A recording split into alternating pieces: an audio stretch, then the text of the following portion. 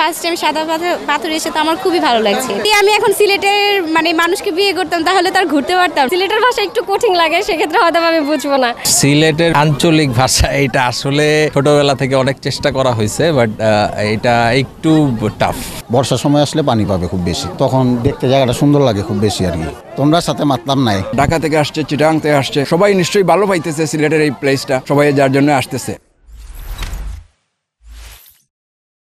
সবুজে মুরানো পাহাড়ের কুলগেশা, পাথরের নদী, বন, চা বাগান, নীল জলরাশি কিনেই এখানে সিলেটের সৌন্দর্য উপভোগ করতে দেশ বিদেশের পর্যটক ও ভ্রমণপ্রিয় মানুষ ভিড় জমাচ্ছেন সিলেটের কোম্পানিগঞ্জের সাদা পাথরে।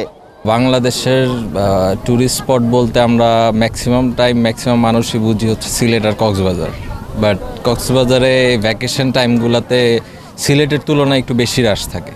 দ্যাটস ওয়াই যেহেতু ফ্যামিলি নিয়ে আসছি, চিন্তা করলাম যে সিলেট থেকেই ঘুরে যাই। সিলেটের মানুষের আত্মীয়তার ব্যাপারটা আমার খুব আসলেই ভালো লাগে। ওদের খাবারের যে কালচারটা, এটা একটু বাংলাদেশের অন্যান্য জেলা থেকে একটু ডিফারেন্ট।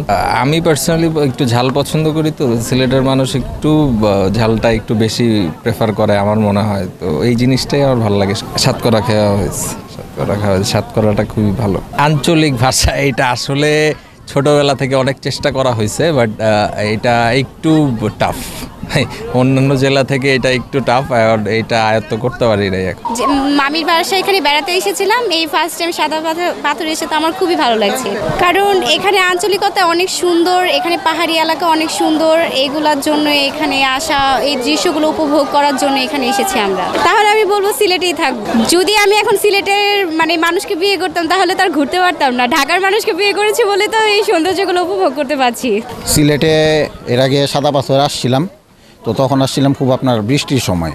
এখন বৃষ্টি ছাড়া দেখে গেলাম যে বৃষ্টি ছাড়া পানির কীরকম থাকে আর কি। তো দেখলাম পানি এখন খুব কম। বর্ষার সময় আসলে পানি পাবে খুব বেশি, তখন দেখতে জায়গাটা সুন্দর লাগে খুব বেশি আর কি। তোমরা সাথে মাতলাম নাই, আর এর চেয়ে বেশি কিছু জানা নেই।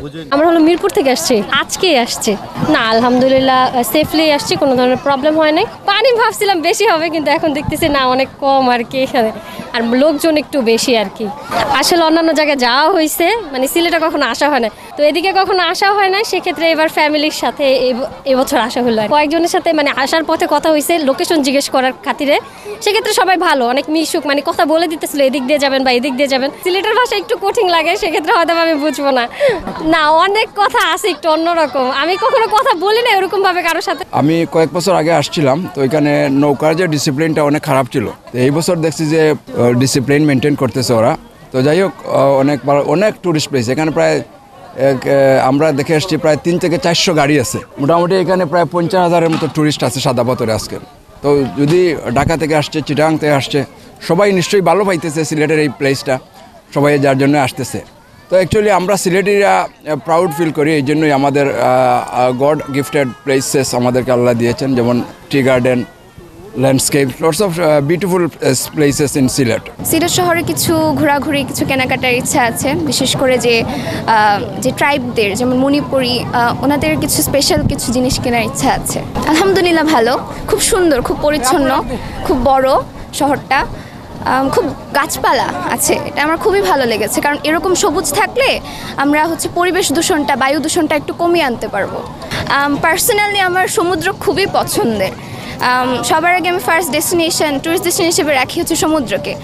বাট সিলেট শহরটা আমার খুব ভালো লেগেছে, যদি এখানে সুযোগ হয় থেকে যাওয়ার চেষ্টা করবো কোনো দিন। না, এভাবে কখনো চেষ্টা করা হয়ে ওঠেনি। আমি অহন সিলেট আসি ভাবাই।